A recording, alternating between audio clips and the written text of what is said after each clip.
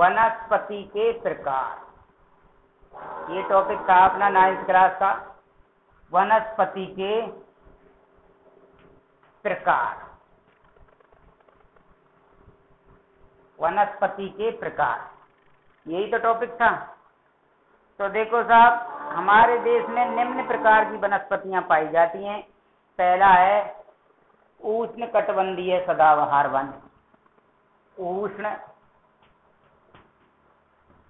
कटिबंधीय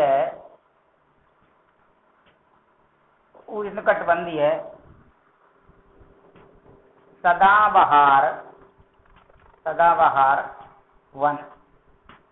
उष्ण कटिबंधीय सदाबहार वन।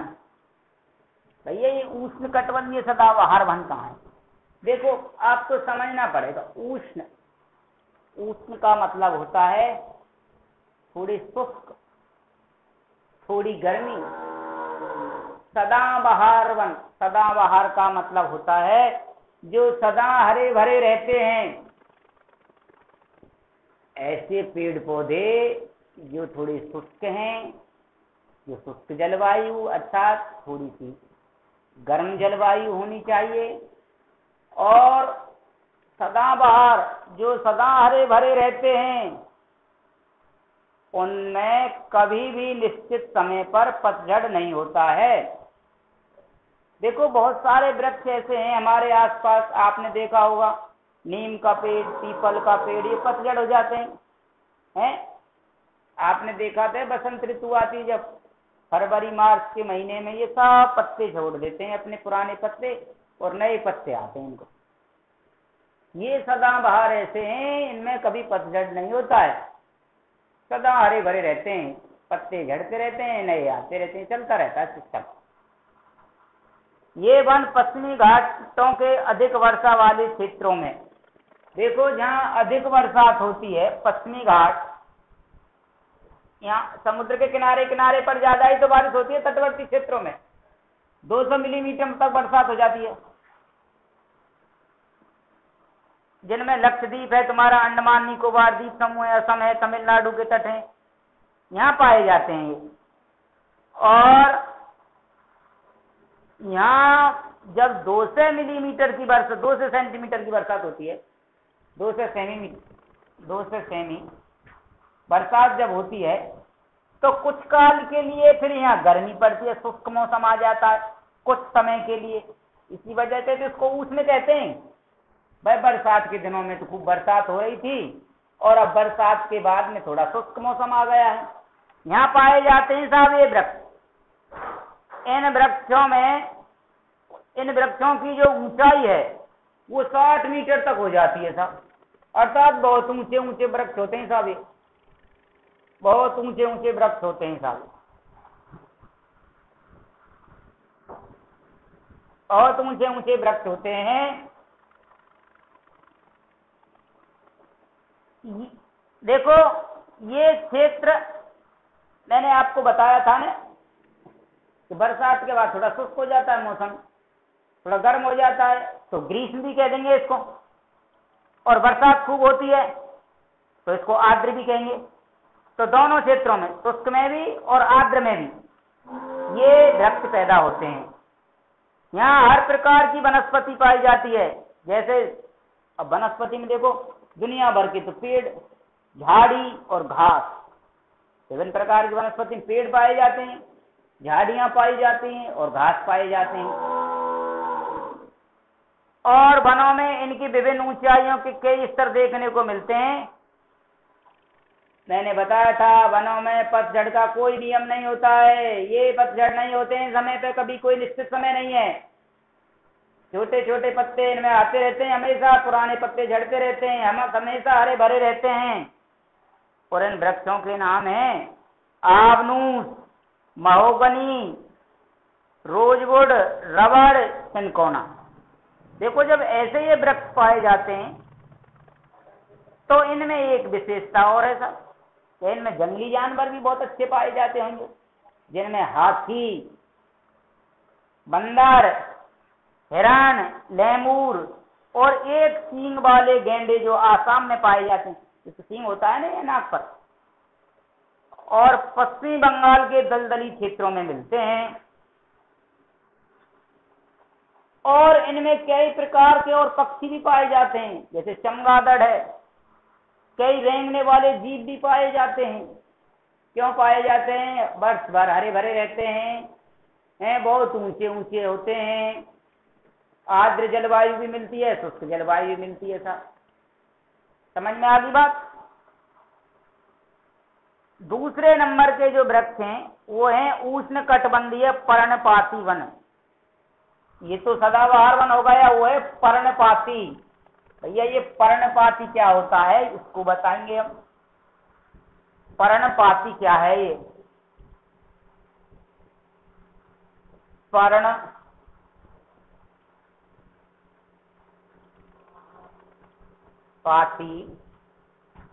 पर्णपाती वन, उष्ण कटिबंधीय पर्णपाती वन। देखो इन वनों को मानसूनी वन भी कहते हैं। एक और नाम है इनका साहब, इनका एक नाम और क्या है?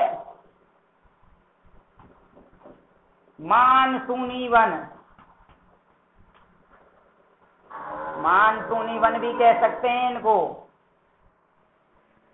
उष्ण कटिबंधीय पर्णपाती वन को क्या नाम और है? कौन सा नाम और है इनका दूसरा? मानसूनी वन। देखो ये उन क्षेत्रों में अधिक विस्तृत हैं जहां बरसात मानसून के समय में होती है। 70 सेंटीमीटर से 200 सेंटीमीटर तक वर्षा होती है और वहां ज्यादा पाए जाते हैं। इस प्रकार के वनों में वृक्ष शुष्क ग्रीष्म ऋतु में 6 से 8 सप्ताह के लिए अपनी पत्तियां गिरा देते हैं और इनमें क्या होता है? पतझड़ होता है। 6 से 8 सप्ताह का मतलब होता है 1.5-2 महीने के लिए ये पूरी तरह पुरानी पत्तियों को झड़ा देते हैं, पुराने पत्ते झड़ जाते हैं। फिर धीरे धीरे 1.5-2 महीने बाद इनमें फिर नए पत्ते आते हैं। ऐसा क्यों होता है? क्योंकि मानसूनी वन मौसम के अनुसार पैदा होते हैं। मौसम जब चला जाता है, बसंत ऋतु आती है तो पतझड़ हो जाते हैं। ठीक है। जल की उपलब्धि के आधार पर इन वनों को आर्द्र तथा शुष्क पर्णपाती वनों में विभाजित किया जाता है। इनमें आर्द्र या नम पर्णपाती वन उन क्षेत्रों में पाए जाते हैं जहां 100 से 200 सेंटीमीटर वर्षा होती है। अतः ऐसे वन देश के पूर्वी भागों, उत्तरी पूर्वी राज्यों, हिमालय के गिरिपद प्रदेशों, झारखंड, पश्चिमी उड़ीसा, छत्तीसगढ़, पश्चिमी घाटों के पूर्वी ढालों में पाए जाते हैं। सागौन इन वनों की सबसे प्रमुख प्रजाति है। बांस, साल, शीशम, चंदन, रवेर, कुसुम, अर्जुन तथा सहतूत के वृक्ष व्यापारिक महत्व वाली प्रजाति हैं। शुष्क पर्णपाती वन उन क्षेत्रों में पाए जाते हैं जहां वर्षा 70 सेंटीमीटर से 100 सेंटीमीटर के बीच होती है। ये वन प्रायद्वीप पठार के ऐसे वर्षा वाले क्षेत्रों, उत्तर प्रदेश, बिहार के मैदानों में पाए जाते हैं। विस्तृत क्षेत्रों में प्राय सागौन, साल, पीपल, नीम के वृक्ष होते हैं। इन क्षेत्रों के बहुत बड़े भाग कृषि कार्य में प्रयोग हेतु साफ कर लिए गए हैं और कुछ भागों में पशुचारण भी होता है। इन जंगलों में पाए जाने वाले जानवर प्राय सिंह, शेर, सुअर, हिरण और हाथी हैं। विविध प्रकार के पक्षी, छिपकली, सांप और कछुए भी यहाँ पाए जाते हैं। अब नंबर है कटीले वन तथा झाड़ियाँ। नंबर 3 कटीले वन तथा झाड़ियाँ। नंबर 3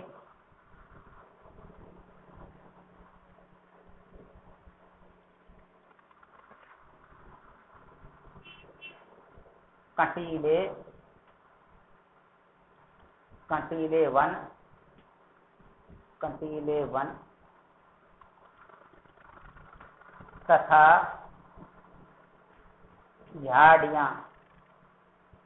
तथा झाड़ियाँ कटीले वन तथा झाड़ियाँ ये कहाँ पाए जाते हैं साहब? जिन क्षेत्रों में 70 सेंटीमीटर से कम वर्षा होती है वहां प्राकृतिक वनस्पति में कटीले वन तथा झाड़ियां पाई जाती हैं। इस प्रकार की वनस्पति देश के उत्तरी पश्चिमी भागों में पाई जाती है। हमारे राजस्थान में 70 सेंटीमीटर से कमी तो बरसात हो गए तो देखो यहाँ कटीले वन मिलेंगे, झाड़ियां मिलेंगी हमारे राजस्थान में। तो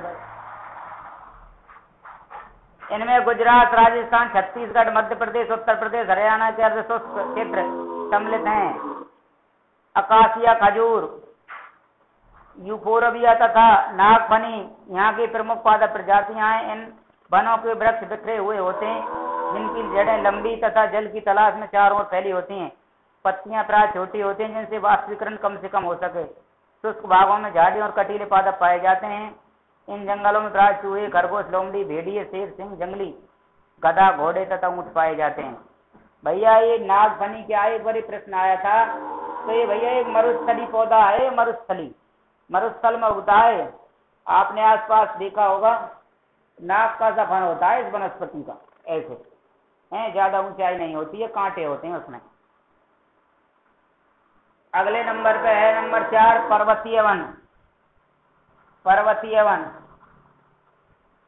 पर्वतीय वन, पर्वतीय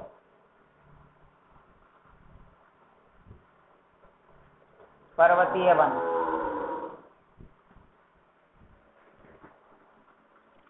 देखो, जहाँ तापमान की कमी होती है और ऊंचाई अधिक होती है, वहाँ ये वन होते हैं। ये वन कहाँ पाए जाते हैं? जहाँ तापमान कम होगा, पर्वतीय इलाका होगा, ऊंचाई बहुत अधिक होगी, वहाँ पाए जाते हैं। और इन वनस्पतियों में उष्णकटिबंधीय प्रदेशों से टुंड्रा की ओर देखते हैं। इसी प्रकार का अंतर पर्वतीय भागों में ऊंचाई के साथ साथ देखने को मिलता है। 1000 मीटर से 2000 मीटर तक की ऊंचाई वाले क्षेत्रों में आर्द्र शीतोष्ण कटिबंधीय वन पाए जाते हैं। इनमें चौड़ी पत्ती वाले शोक तथा चेस्टनट जैसे वृक्षों की प्रधानता होती है। 1500 से 3000 मीटर की ऊंचाई के बीच शंकुधारी वृक्ष जैसे चीड़, देवदार, सिल्वर फर, स्प्रूस, सीडर आदि पाए जाते हैं। ये वन प्राय हिमालय की दक्षिणी ढलानों, दक्षिण और उत्तरी पूर्वी भारत के अधिक ऊंचाई वाले भागों में पाए जाते हैं। अधिक ऊंचाई पर प्राय शीतोष्ण कटिबंधीय घास के मैदान पाए जाते हैं। प्राय 3600 मीटर से अधिक ऊंचाई पर शीतोष्ण कटिबंधीय वनों तथा घास के मैदानों का स्थान अल्पाइन वनस्पति ले लेती है। सिल्वर फर, जूनिपर, पाइन तथा बर्च इन वनों के मुख्य वृक्ष हैं। जैसे जैसे हिमरेखा के निकट पहुंचते हैं, इन वृक्षों के आकार छोटे होते जाते हैं। अंततः झाड़ियों के रूप के बाद वे अल्पाइन घास के मैदानों में विलीन हो जाते हैं। इनका उपयोग गुज्जर तथा बक्करवाल जैसी घुमक्कड़ जातियों द्वारा पशुचारण के लिए किया जाता है। अधिक ऊंचाई वाले भागों में मॉस लिचन घास टुंड्रा वनस्पति का एक भाग है। इन वनों में प्राय कश्मीरी महामृग, चित्रा हिरण, जंगली भेड़, खरगोश, तिब्बतीय बारहसिंगा, याक, हिम, तेंदुआ, गिलहरी, रीछ, आइबेक्स, कहीं कहीं लाल पांडा, घने बालों वाली भेड़ तथा बकरियां पाई जाती हैं। थोड़ा टाइम लग रहा है, अभी मुश्किल से 10 मिनट।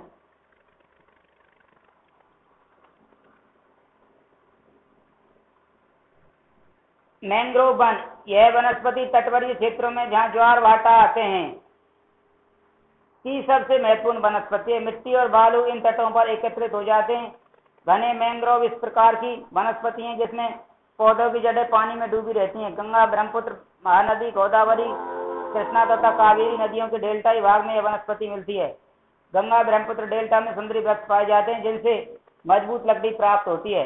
नारियल, ताड़, चौड़ा व एंगार के वृक्ष भी इन भागों में पाए जाते हैं। इस क्षेत्र का रॉयल बंगाल टाइगर प्रसिद्ध जानवर है। इसके अतिरिक्त कछुए, मगरमच्छ, घड़ियाल, अन्य कई प्रकार के सांप भी इन जंगलों में मिलते हैं। बारी आई है वन्य प्राणी। अब वन्य प्राणी इनको पढ़ेंगे सब।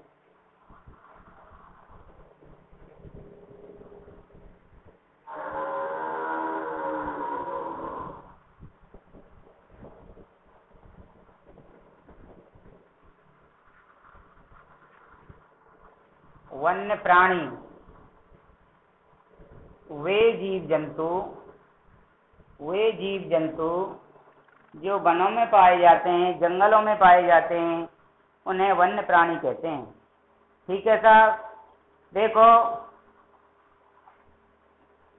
भारत में वन्य प्राणियों की लगभग 90,000 प्रजातियां हैं। प्रजाति कितनी प्रजाति हैं? 90,000 प्रजाति हैं वन्य प्राणियों की भारत में। देश में लगभग 2000 से अधिक पक्षियों की प्रजाति पाई जाती हैं और 2000 से भी अधिक प्रजाति है पक्षियों की। पक्षी की कितनी है? 2000। यह कुल विश्व का 13% है। यहाँ मछलियों की 2546 प्रजातियां जो विश्व के लगभग 12% हैं। भारत में विश्व के 5 से 8% तक उभयचरी, सरीसृप व स्तनधारी जानवर भी पाए जाते हैं।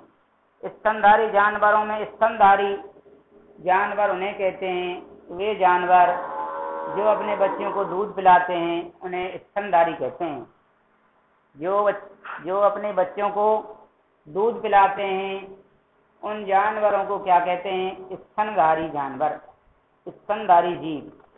आप बताओ, ये मछली है, मछली अपने बच्चे को दूध पिलाती है कि नहीं पिलाती है? नहीं पिलाती है, तो स्तनधारी जीव कहलाएगी कि नहीं कहलाएगी? नहीं कहलाएगी। भेड़िया है, अपने बच्चों को दूध पिलाते हैं। बंदरिया है, अपने बच्चों को दूध पिलाती है। जो अपने बच्चों को दूध पिलाते हैं, अर्थात जिन माँ के दूध निकलता है स्तनों से, उन्हें स्तनधारी कहते हैं। और जो स्तन नहीं होते हैं, जिनके दूध नहीं निकलता है, जैसे तुम्हारे मछली का उदाहरण दिया था, मुर्गा मुर्गियों का दिया था आपको, है चिड़िया का दिया था, ये स्तनधारी नहीं है। ये असम, कर्नाटक और केरल के उष्ण तथा आर्द्र वनों में पाए जाते हैं। एक सींग वाले गैंडे अन्य जानवर हैं जो पश्चिमी बंगाल तथा असम के दलदली क्षेत्रों में रहते हैं। कच्छ के रण तथा थार मरुस्थल में क्रमशः जंगली गधे तथा ऊंट रहते हैं। भारतीय भैंसिया, नीलगाय, चौसिंगा, छोटा मृग तथा विभिन्न प्रजाति वाले हिरण आदि कुछ अन्य जानवर हैं जो भारत में पाए जाते हैं। यहाँ बंदरों की भी अनेक प्रजातियां हैं। भारत विश्व का अकेला देश है जहाँ शेर तथा बाघ दोनों पाए जाते हैं। ये लाइन ध्यान रखनी है। विश्व में भारत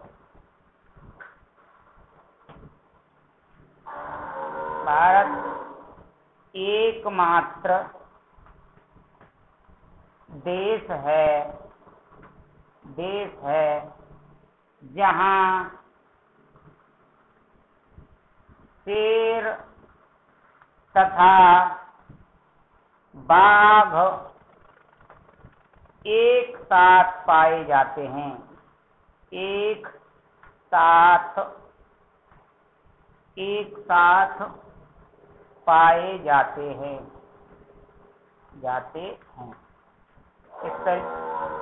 इसको लिख लेंगे, ध्यान रखेंगे इसको। है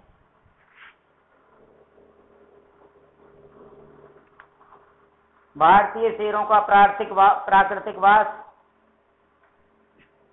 स्थल गुजरात में गिर जंगल है। बाघ मध्य प्रदेश तथा झारखंड के वनों, पश्चिम बंगाल के सुंदरवन तथा हिमालय क्षेत्रों में पाए जाते हैं। बिल्ली जाति के सदस्यों में तेंदुआ भी है। यह शिकारी जानवरों में मुख्य है। हिमालय क्षेत्रों में पाए जाने वाले जानवर अपेक्षाकृत कठोर जलवायु को सहन करने वाले होते हैं, जो अत्यधिक ठंड में भी जीवित रहते हैं। और ध्यान रखना, इनके घने बाल होते हैं।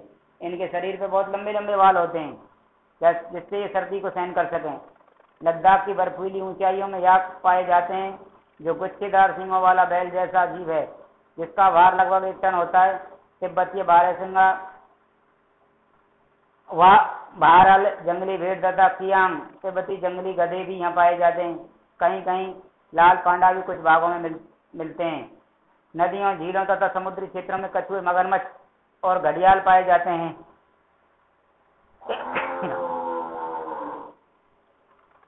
घड़ियाल मगरमच्छ की प्रजाति का एक ऐसा प्रतिनिधि है जो विश्व में केवल भारत में ही पाया जाता है। ये भी आपको ध्यान रखनी है। भारत में अनेक रंग बिरंगे पक्षी पाए जाते हैं। मोर, बतख, तोता, मैना, सारस, कबूतर आदि कुछ पक्षी प्रजातियां हैं जो देश के वनों तथा आर्द्र क्षेत्रों में रहती हैं। हमने अपनी फसलें जैव विविध पर्यावरण से चुनी है, यानी खाने योग्य पौधों के निश्चय से हमने बहुत से औषधि पादपों का प्रयोग कर उनका चुनाव किया है।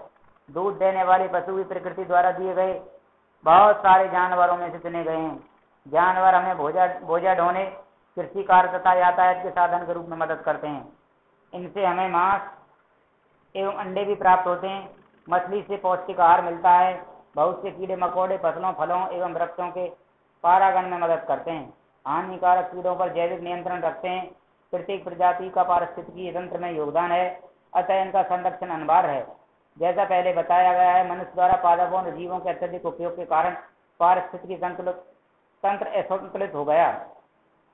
मैंने कुछ दिन आपको बताया थी, पारिस्थितिकी संतुलन बिगड़ गया है, जिसकी वजह से सूर्य पर तेजी से किरणें आ रही हैं, समय पर बरसात नहीं होती है। बहुत सारे जानवरों की, जीव जंतुओं की, वनस्पतियों की प्रजाति लुप्त हो गई है या होने को है और बाकी की। इसका सीधा की सीधा प्रभाव मानव पर पड़ रहा है। वो दिन दूर नहीं है जब इसके विनाशकारी परिणाम होंगे। बरसात का हाल तो आप देख ही रहे हैं। बरसात पूरी तरह से पहली जैसी नहीं हो रही है। बरसात कम होने लग गई है। पृथ्वी का ताप बढ़ गया है।